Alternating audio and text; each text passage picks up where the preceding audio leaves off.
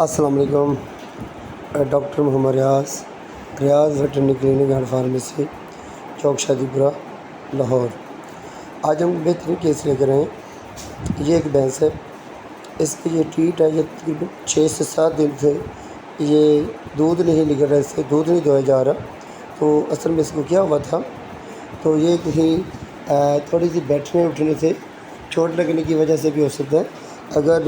تھن کا جو وال ہے، سم ہے، جہاں سے دودھ نکلتا ہے، تھن سے جہاں سے یعنی کہ ٹیٹ اینڈ میں دودھ نکلنے کی وجہ جن کی تنگی جو ہوتی ہے، اس کی کیا وجوہات ہوتی ہے؟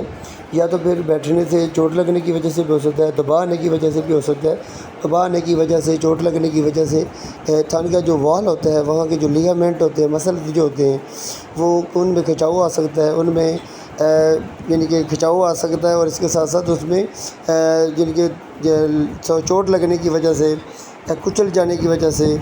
دباؤ آنے کی وجہ سے سوزش آ جاتی ہے۔ کیونکہ چوٹ لگنے کی 5 علامات ہوتی ہے: سوزش آنا، سرخ ہو جانا، اور اس کے ساتھ ساتھ دبانے سے درد محسوس کرنا، اور وہ حصہ گرم ہونا۔ ان کے ساری کی ساری سوزش کی علامات ہوتی ہیں۔ یہ علامات ہونا شروع ہو جاتی ہیں، جس سے جانور کا جو دودھ ہوتا ہے نکلنا بند ہو جاتا ہے، جس کی وجہ سے تھن کے جن کے وال جو ہوتا ہے، اس میں ایک چھوٹی سی ٹیومر بن جاتی ہے، گلٹی بن جاتی ہے، جس کی وجہ سے تھن بند ہو جاتا ہے۔ تو ہم اس کا کیسے علاج کرتے ہیں؟ ہم 11 نمبر بلیڈ لیتے ہیں۔ پہلے تو جانور کو زائلس کے انجیکشن دے کر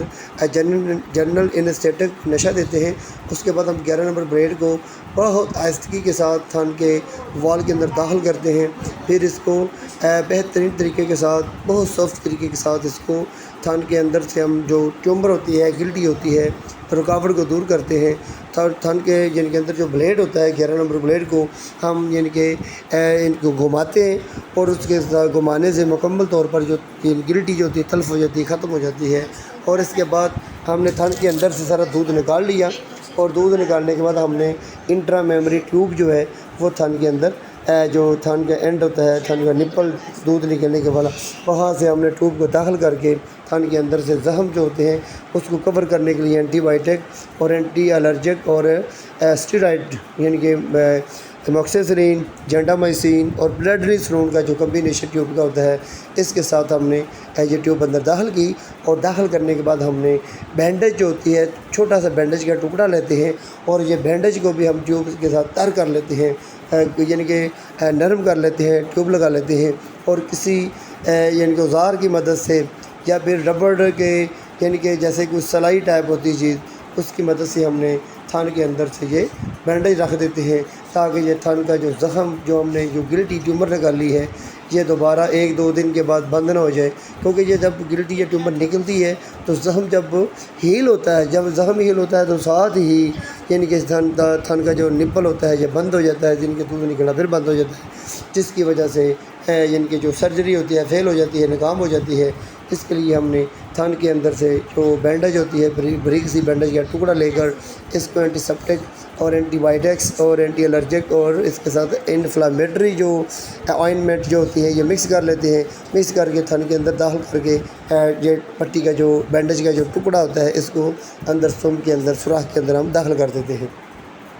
اور یہ طریقہ کار جو ہے 5 سے 6 دن تک ہم کرتے رہتے ہیں، تاکہ مکمل طور پر زخم جو ہیل ہو جائے۔ جب زخم ہیل ہو جاتا ہے تو یہ دوبارہ جو ہے تھن بند نہیں ہوتا، یہ سرجری جو آپ کی کامیاب ہو جائے گی۔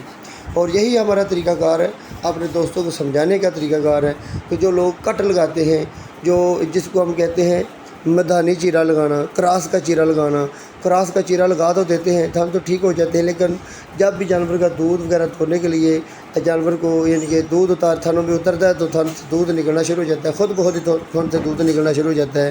تو ایسے میں یہ جو ٹیٹ جو ہوتے ہیں یہ کمزور ہو جاتے ہیں، ان کے لیگامنٹ کمزور ہو جاتے ہیں، ان کے جو سوراخ جو ہوتا ہے، نپل جو ہوتا ہے وہ کھلا ہوا ہوتا ہے، جس کی وجہ سے گندگی اور پیشاب اور گوبر وغیرہ میں جب جانور بیٹھتا ہے تو نیچے سے اکثر جانوروں کی انفیکشن وہ بھی رہتی ہے، یعنی کہ 1 منتھ میں 2 سے 3 دفعہ جانوروں کا ہم نے دیکھا ہے کہ اسٹیپٹوکوکس ایکولائی کی انفیکشن اکثر ہو جاتی ہے، جس کی وجہ سے تھن میں سوزش، ہوانے میں سوزش اور دودھ پھٹکریوں کی شکل میں نکلنا شروع ہو جاتا ہے۔ خدا را ہم یہ کوشش کرتے ہیں کہ ہم اپنے دوستوں کو سمجھا دیں کہ ایسی سرجری کرنے سے بہتر ہے تھن کے باہر جو یعنی کہ جو جہاں سے گلٹی وغیرہ بنی ہوتی ہے، ٹیومر بنی ہوتی ہے، کئی لوگ ایسے کرتے ہیں کہ تھن کو چیرا لگا کر سرجری کی، یعنی کہ بلیڈ کی مدد سے اکثر لوگ تھن کو اوپر سے کاٹ دیتے ہیں. وہ بھی کاٹنے سے تھن کا جو وال ہوتا ہے وہ مکمل طور پر سرجری یعنی کہ چیرا لگانے سے، کٹ لگانے سے ختم ہو جاتا ہے، پھر بھی دودھ نکلنا شروع ہو جاتا ہے. سر جو ہم نے ٹیٹ سرجری، ٹیٹ کا جو علاج ہم نے کیا ہے، اس کی ہم نے سرجری کی ہے. جو ٹیٹ کے نپل کے قریب ٹیوبر بنی ہوئی تھی جس کا ہم نے ریموو بھی کیا ہے، اس کا بعد میں کیا علاج کرتے ہیں ریموو کرنے کے بعد، سرجری کرنے کے بعد. تو اس کے لیے ہم پین کلر فلولیکس میگلومین کے انجیکشن دیتے ہیں 20 ml ڈیلی 5 دن تک. اور ساتھ یہ ہے موکسیسلین، یہ ہم دیتے ہیں 20 ml ڈیلی 5 دن تک. یہ ہے لنکو میٹ، اس میں لنکومائسین پلس پیکٹینومائسین کا کمبینیشن ہے،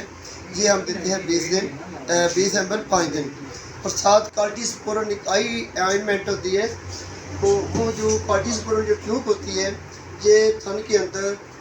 جو بینڈیج ہم تھن کے سوراخ کے اندر جو ہم نے جو وال ہوتا ہے ٹیٹ وال، اس کے اندر ہم نے 4 سے 5 دن تک صبح و شام بینڈیج کے ساتھ لگا کر انجیکٹ کرنا ہوتا ہے تاکہ تھن کا سوراخ بند نہ ہو، چھڑے نہ تھن. تو یہ طریقہ کار کے حساب سے ہم نے انشاءاللہ تعالیٰ 100% جانوروں کے تھنوں کا علاج کیا ہے اور 100% جانور ٹھیک ہو جاتے ہیں.